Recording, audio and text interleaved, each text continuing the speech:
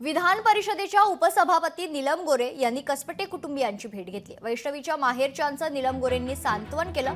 दोषींवर योग्य कारवाई करणारच असं आश्वासन नीलम गोरे यांनी कसपटे कुटुंबियांना दिलं। सीपी आणि एसपी वरिष्ठ पातळीवरील अधिकारी त्यांचे काम अतिशय कार्यक्षम पद्धतीने करत असले तरी पोलीस स्टेशन स्तरावरील अधिकारी त्यांचे काम संवेदनशीलपणे करत नाही अशी खंत नीलम गोरे यांनी व्यक्त केली आहे। मी स्वतः या कुटुंबाच्या सातत्याने संपर्कामध्ये आहे।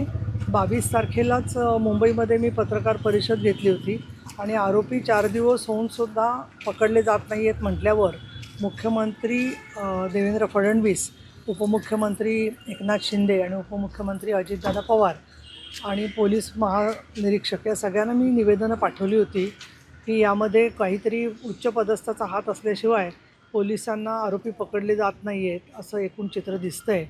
एक दुसरं महत्त्वाचं म्हणजे ही घटना टाळता का आली नाही, कोणी किती दबाव आणला तरीसुद्धा या केसमध्ये साक्षी पुराव्यात हस्तक्षेप करण्याची शक्यता जी आहे ती पूर्णपणाने संपलेली आहे। लोकशाही मराठी ऐका, पहा, जागरूक रहा।